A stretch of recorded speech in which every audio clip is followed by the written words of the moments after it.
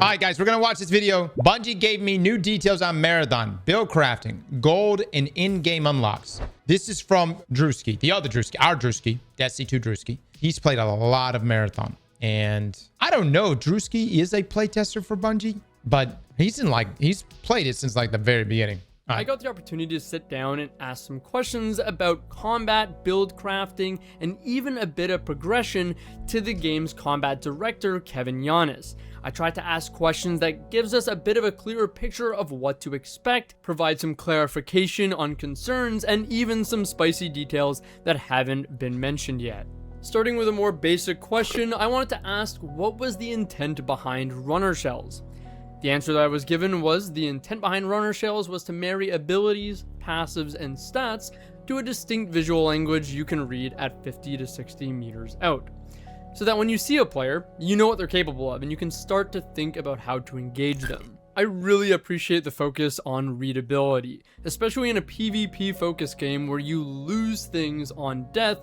Understanding at least the general framework of what a player is capable of allows you to plan and understand what happens in an engagement more. I think that there's not much of a worse feeling in a PvP game than not understanding what the heck happened or how you died. I think a valid concern though is how the playstyles represented by runner shells resonate with different kinds of players, and that's exactly what I asked. Kevin said we designed each of our runner shells as archetypes so players could find a home for their playstyle. What this meant was creating clearly defined roles by solving problems in the survival game. For example, Recon's the information shell that you'll need to make sure you're not going to get jumped by another crew. Conversely, there's Assassin for those who are about hiding themselves from opposing threats. Triage is about staying in the fight and almost bolstering your meta economy. As you can see, each shell has a very clearly defined role that we hope players will attach to. For launch, we're really painting with broad strokes, but as the game develops throughout the seasons, you'll see us add new runners to support more playstyles and take new approaches to existing roles. Have they said anything about like how big the roster, what's like the target size, roster size Bungie's trying to go for here? I really like their approach to creating roles by solving problems that arise in the game. I think that leads to a lot of the runner shells feeling all valuable and all like really natural frameworks to kind of find a home in. It also excites me for what they said at the bottom there, that they really focus on painting with broad strokes. Again, kind of just broad frameworks and archetypes for people to have a starting point and have that general framework that's readable in combat. And as a result of those broad strokes, those archetypes, it feels like something that as a player you can build on, which is how you kind of start honing into your own playstyle. Even more exciting though is that they're going to be adding new runners to support more playstyles. That's going to be really interesting. I wonder what kind of playstyles are going to arise and they're going to add, maybe again as a result of problems that they can solve in the game. That's pretty exciting. And they also said they're going to take new approaches to things that cover existing roles. So they mentioned Recon being the information shell. Maybe there'll be a different stab at another information-esque role. Speaking of building on top of an archetype, I asked, how do build components, cores, implants, weapons, and their mods allow players to create and refine their own playstyle identity? Answer I got was build components help push the core role of your runner shell even further. Cores could reinforce your playstyle identity or give you utility, while implants refine your stat packages and grant passives that allow you to flex a bit outside your role. Okay. Weapons and their mods define how you engage in combat and can augment your role even further. Weapons should feel modular, with different builds for different playstyles.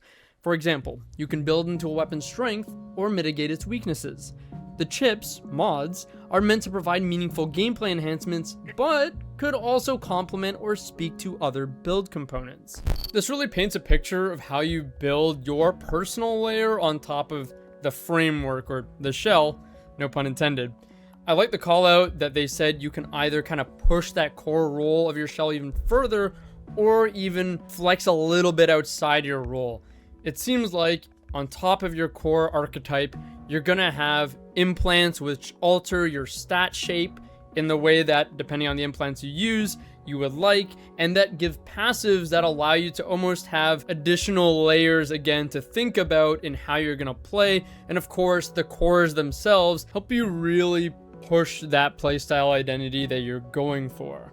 Like what I'm really hoping for, and I think based on a few of the cores that we saw in the alpha, it almost seems like you really have different routes in which you can take a shell that drastically change the way it's going to play. And obviously there's a bunch of combinations. Immediately what I think of in my mind is in one of the Vidocs, they showed off a core called Blast Off, and that was for Vandal. It says knockback no longer deals self-damage, instead propelling you away from the blast. That's really interesting. That implies that you can like go up to walls and use the arm cannon, the knockback, and make yourself go flying, which is really neat. That is a very transformative thing in how you would use that knockback cannon. It's less offensively at enemies and more so like as a movement tool to be aggressive or evasive.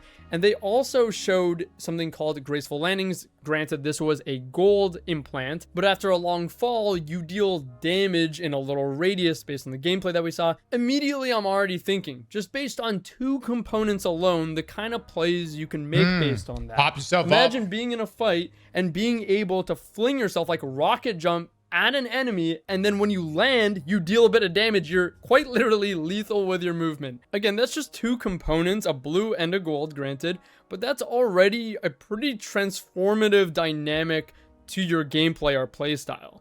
I'm really interested to see what the extent of this will be or what that'll look like, because weapons going beyond their own build, but also potentially speaking to other components, is a really interesting additional layer of depth to your playstyle and the whole build crafting ecosystem.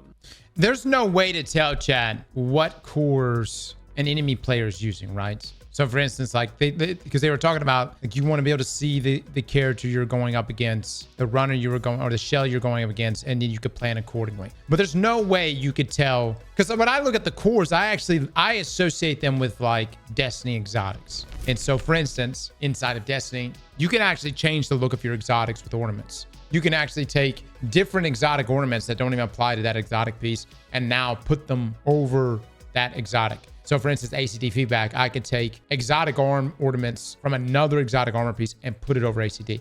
But the moment you go inside of PvP, you can't do that anymore. And the reason why is so that the enemy player can see the exotic you are using, and then they now have the opportunity to plan accordingly. If you see me rocking ACD feedback, you know immediately, if you're a good player, not to hit me with the melee. The moment you touch me with a melee, I am now dangerous. I can wipe you and your entire team. I'm curious how this is going to work inside a marathon, because you can't see cores, and they seem to just drastically change your playstyle.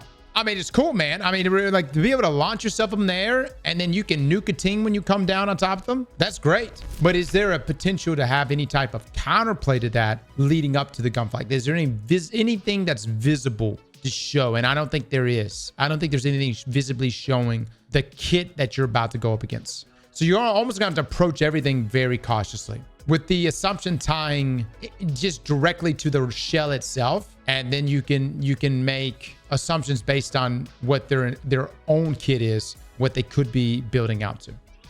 That would ruin the surprise of every encounter. Yeah, probably.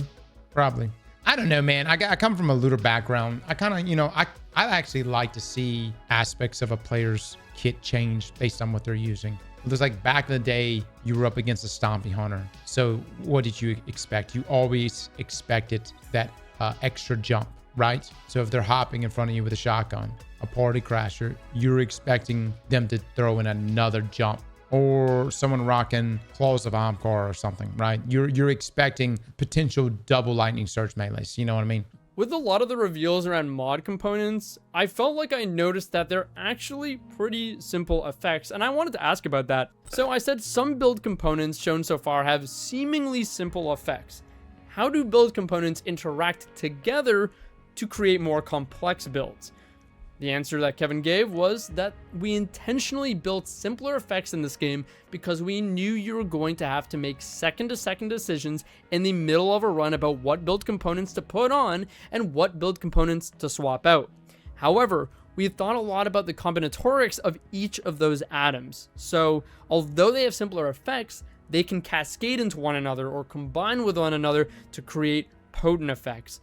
This philosophy is great because I think it ties back into what they said earlier about readability. You have to be able to understand these effects very quickly and very simply so you can engage in build crafting. Forget even just in a run, which is so important, but to really start creating something, a style in which you want to play and thinking about those combos, you have to be able to understand the abilities very easily and then create something more complex out of them. And I think this is great from a balance standpoint too. It avoids one component doing way too much or a whole build just being too egregious, and instead a build gets to kind of be greater than the sum of its parts. Power level and power creep is important though, so I asked, what's the power level of gold items and how transformative are they to gameplay? Kevin said, gold items, aka prestige items, are our most powerful build crafting items in the game. When you find a gold item, it should feel like cheating. It should feel so powerful that you almost get the giggles from using it. We really tried to push the definition of what part of the sandbox the gold item is augmenting. What that means is when you find a gold core, you're really pushing the power bar for your runner shell. When you find a gold weapon mod, you're gonna experience the apex version of that weapon, and its behavior might shift your approach to it. Gold implants provide you with their own unique powerful passives that almost feel like abilities in addition to their random passive. Golds definitely seem like they are meant to feel powerful. They are meant to feel special, and as they should. I think of the gold core they showed off, minus sights for the assassin shell, going invis after aiming down sights for a short period of time at the cost of heat consumption. That's pretty powerful. That is pretty gameplay changing, powerful, and special. So I think that really encompasses kind of what they said about that. But what I'm interested in more is that the behavior shift or the behavior of a gold weapon mod might shift your approach to it. I think of the pistol mod, going invis after a kill. That doesn't quite change the weapon itself, but it changes how you might think about using it. Gold implants, this is really interesting because I don't think this has been spoken about at all. They give you their own powerful passive on top of a randomly rolled passive like other. Oh, that's randomly rolled? No shit. So you have your unique traits, deal damage to nearby hostiles after a long fall, and then Frenzy Matrix, defeating a hostile increases your tactical ability recharge rates and sprint speed for a short time. Interesting. With that, yeah. I mean, depends on how many options are available in the RNG pool. You could get something that directly ties into its unique traits. So we're going to have God rolls. You're going to have God roll implants and cores potentially. I don't know if this applies to cores, but you're going to be able to sit there and say, I got a God roll. This is the best shit I've heard. Like, no lie. As a Destiny player, this is the best shit I've heard. Even if you, I know some of y'all are bringing it up, but you could lose it. I get that. But I have a chance of getting a God roll. It's going to be awesome clapping you and taking your God roll implants. Carl, if you think you're going to jump in this game and whoop my ass, think again, my friend. You will have to make your way through Frostbolt and Benny. All right? Good luck. My ass is going to be the medic on the team, and I'm going to be healing the both of those guys up. I wish you the best. I wish you the best. I did not. No. When swimming got us last year, did I have Benny with me or Frost? No. The different squad. A different squad. It's on Aztecross. All day, baby. All day. All day. I'll take your shit. No. I'll take your shit. If you want to stream snipe me, go right ahead. I'll take your shit.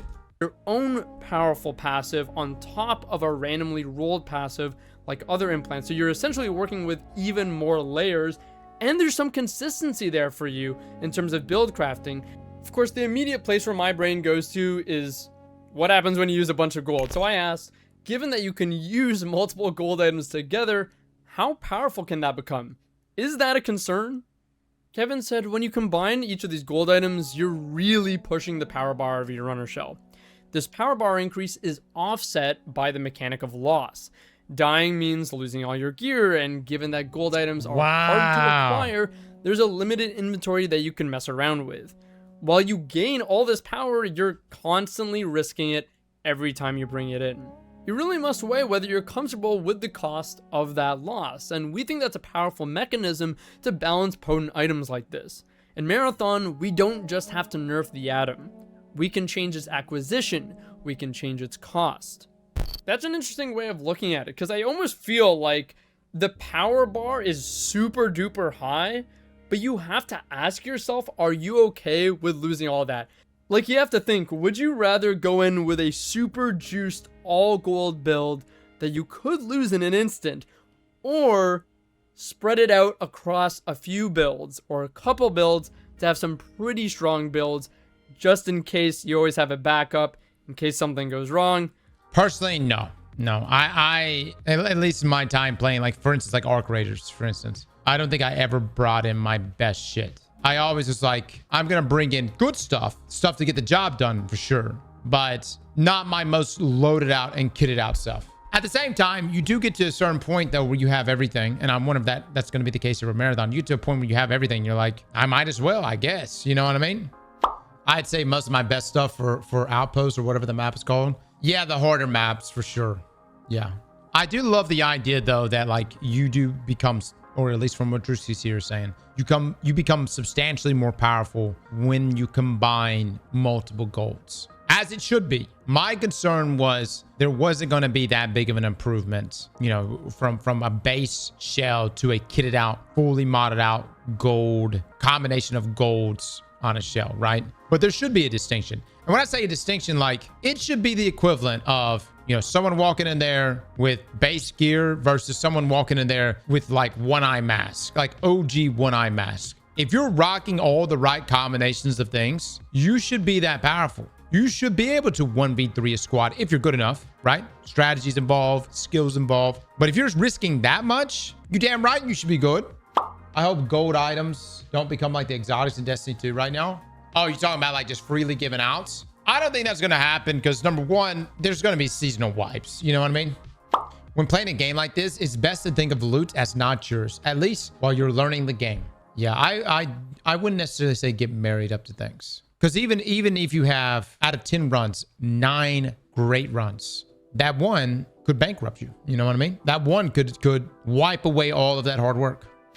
Nope, you have loot from the 9 good runs. If you're constantly kitting out your best shit every single time, you might have some other things. But if you're constantly going in with your best stuff and you happen to die on that 10th run, it's gonna set you back quite a bit, man. Again, the thing that's really gonna get you back into the game will be the faction quests. Completing faction quests, progressing those factions, because you'll reach a certain point where you can just buy golds. So you'll be able to jump back in. But I wouldn't say it's like that's it. That's all you got to do. But it'll help. I think it could go either way for some folks. But the point is that it's an interesting decision-making process, and it's interesting that you can allow almost that high of a power bar simply because it's impermanent. I wanted to ask a little bit more about weapons, so I asked, how strongly do weapon builds or customization alter their performance or feel? They said, we intentionally created a pretty big gap between the gray version of a weapon and the purple version. The goal there was that when you modify your weapon, you're feeling the change. Some weapons just at baseline are going to operate and perform better than other guns, but those weapons have limited access and their mod space is more condensed. What that means is a less rare gun will get just as strong as some of the rarer weapons, but require more mods to do so. Whereas some of these rarer guns don't need as many mods to perform at high level, so that when you get a rare gun, you really covet it. Furthermore, I asked about how does weapon customization fit in with runner shell builds. Weapons largely define the second-to-second combat loop, so when you pick your runner shell, you probably already have an idea of what combat role you want to occupy. You think about what role you want to play. Do I want to hang back and snipe? Do I want to be a backline infiltrator? Do I want to be aggressive and get in? That role then informs you about the weapons you take. If I'm going to be aggressive, I want shotguns. If I'm going to hang back, I want rifles. Your weapon choice and your runner shell choice are synergistic. You generally don't want to play as a runner shell that doesn't match your combat role. However, there's room for players to flex out of their role and do something truly unique. Maybe you found a crazy build that only works when you make a bunch of competing choices. We're eager to see how the community plays with all these atoms. I feel like this all really just shows the amount of depth there is in each piece of a holistic, complete build and what you can do with that. I love the call out of maybe making a crazy build to flex out of your role by making a bunch of competing choices. I think the elephant in the room though for a lot of people with build crafting is what happens when you lose it? What happens when you find that build you really love and then you lose it? how can you focus on build crafting, or how can you really master a build if, you know, you're still feeling it out, you're still getting used to it, and then you lose it? So I asked, how accessible are build components after I lose them? How possible is it to recreate a build or playstyle I resonate with and want to master? The answer I was given was some build components will be acquirable in a few runs after a loss, whereas higher rarity ones will take more time. Each faction has upgrades that you'll unlock deterministic access to some of these build components, so as you play, you're kind of raising the floor of where you'll restart after a failed run. You're encouraged to farm materials and do standard contracts to unlock and progress your factions. Once you do that, you'll be able to trade in barter items or pay for direct access to some of these more powerful build crafting items. This way, you're never too far from a previous build. I think this is the single most important answer, and they haven't talked about this nearly enough. I think a big barrier for entry for a lot of people into the extraction genre is the fact that you lose everything on loss. This also illustrates at least what part of the gameplay loop is. Obviously, progression matters because you want to get to a point where your failure point is softer, or that floor is a bit higher each time with your upgrades. So to me, that seems like the most important thing to focus on, because even if you were to focus on just looting even players for your builds, at some point that is going to run out.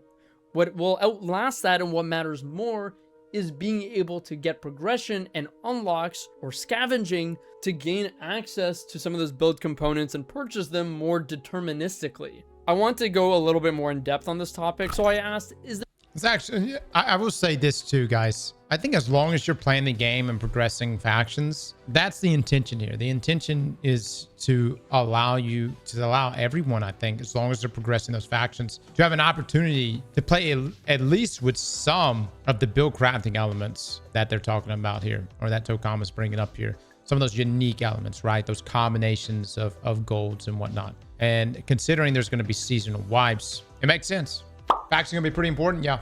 That's why I don't think build crafting works with extraction shooters. Well, it's not like, okay, guys, it's not build, like it's not going to be a build in like Path of Exile. You know what I mean? Obviously, it doesn't have that level of density, but you know, that's just the PvP elements, man. The keeping things somewhat competitive in nature, balanced in nature, right? I do not compute with this gaming loop. I think my looter people in here are probably having, you know, an understandably so difficult time seeing what the appeal is to the risk aspect of losing your build that you may have put in X amount of hours to create. It's like for instance, if you're a Destiny player, you're like, well, I want to work my ass off, do the exotic quests, do the raids, get the god rolls, get the exotic pieces, right? Unlock everything I need to unlock, and then combine those things and create potent builds with that. But that is the appeal of the extraction shooter genre, guys, is the potential to lose it all. And in some ways, I think that's also what makes it enjoyable to watch. You could get shit on and lose it all.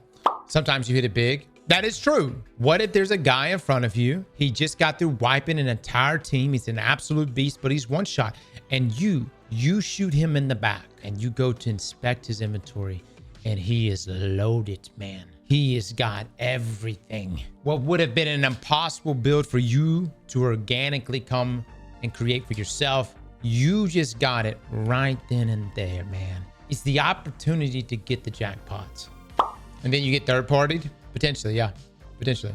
Yeah, or more, what normally ends up happening is you're living on that high. You then take that same build or those same combination of items. You bring it into a raid and you get shit on, man. So again, it's the highest of highs, the lowest of lows. That's the extraction shooter way, man. Within a single gaming session, you can go from feeling like the hero, the protagonist, the greatest player in the world, to uninstalling. It can happen that fast. To uninstall, like literally, you will shut your shit down and be like, this game, I'm never playing again. There was another game that also had this same loop, called RuneScape. Oh, brother, this guy stinks! RuneScape brought the highest of highs and the lowest of lows, man. And when you lost it all, man, I'm gonna be honest, boys. Some negative thoughts went through my mind. Some negative thoughts. I remember back in the day, just literally closing my laptop, and I just went outside and I just stood there. And you would have thought I was bankrupt. And I was bankrupt in RuneScape. I had lost it all, fellas. And I'm not talking about I lost a couple things. I know I lost it all. But what happened? The next day, you wake up, you recognize that it's not about the loot. You're just addicted to the shit. And then you load it back up and you jump right back in. And then look, that's gonna happen potentially with Marathon if it's a good enough game. We'll see. Is there any progression outside of lootable components that could affect your build? The answer given was that each faction has a set of upgrades that augment your runner, either through stat package increases or through passive benefits, like reducing the amount of takes for your heat to dissipate. Factions also have upgrades that augment your armory, so you can gain direct purchases to some of the higher tier versions of build crafting items like cores, implants, and weapons mods. Each of these upgrades lasts for the duration of the season, so you won't have to worry about losing them when you die. Depending on the faction, completing the entirety of the priority contracts or reaching VIP unlocks gold items for purchase in the armory. That really tells us what the extent of this is. You can really gain access to some powerful stuff by focusing on progression. If you had to ask me, I'm gonna care far less about PvPing and far more about the progression and getting to the point where I can repurchase my stuff, where I can scavenge and make sure that I'm saving up along the way so that I can get to the point where I can just buy things, where I can have more deterministically available builds. And then I'm down to PvP after. Yep. It really seems like they're doing a lot to make it feel like you're making holistic progression throughout a season. And of course, gear fear is still going to be a thing, and you're still going to lose things. It's going to sting. But it stings less, I think, when you know you're making this kind of overall progression in other ways, whether it be to reacquire things or, again, like they said, passive benefits or stat upgrades. And since we didn't get to speak a lot about stats, I asked what can be expected with runner shell stats? How much depth and impact do they have in build crafting decision making? Kevin said, runner shell stats are ways for you to differentiate builds or augment base capabilities that are missing with your core runner shell stat package. Each runner shell has a set of baseline stats that help reinforce its role. On Vandal, you'll see us push agility, so you feel faster and more agile. On Recon, you'll see us push heat capacity more so you can chase down targets that you lock down with your tracker drone. Runner stats are how you fine-tune the last 25% of your build, so you're constantly evaluating what implants do I want, what upgrade should I take first. We hope that each stat feels impactful to the action game where you're making choices based on your role or based on the situations you find yourself in consistently. If you fall off buildings often, improving fall damage stat is for you. If you're playing Destroyer, you generate a lot of heat, so maybe you want to invest heavily in heat capacity. We hope you find interesting combinations, picking and choosing what's right for you. Lastly, I could not forget about Rook. Rook is a runner, so where does Rook fit in? Is Rook a defined playstyle? Can Rook be built on? The answer I got was Rook is a way for you to enter a really low stakes run and just see what happens. We built Rook as a scavenger, so their entire kit reinforces that. They can hide from UESC through Signal Mask or slowly gain back health through recuperation. We really wanted you to feel like you're really scraping by and that you're just there to pick at the remains of a run. Rook can be built upon though through faction upgrades, which can change their starting loadout to give you a bit more of an edge in a run. Wow, I wasn't expecting that. That's really interesting. Again, the fact that Rook can be built on and tying that back into the progression is really important here. I think progression is a bigger thing than people realize. Brother, I'm just going to become a professional Rook. Rook is essentially free loadout, right? But if you can actually upgrade your Rook, we about to main that shit. You hear? In this game, it's going to be a big motivation for the gameplay loop, and it's also going to give you a huge edge in terms of being able to play more efficiently. So that's really, really cool. Anyways, that does it for the interview. I hope you guys enjoyed, and we're going to be doing a lot more marathon videos. I'm super excited. Take it easy. Good video, Drewski. Good video, brother. This right here, this interview, guys, was fantastic. I think if you're looking to just get an insight from the developers, especially Docom, who if y'all don't know, this is the developer that they showed right here, Kevin Giannis. He designed so much in Destiny 2, right? This guy designed so much in Destiny 2. especially like on the solar class for warlocks, you know, essentially heat rises, things like that. But he's been on Marathon for a number of years. And so considering what he's done in Destiny, I'm sure there's going to be some pretty potent mods, man. You know, I would assume so. Slap that like button like your mama told you right.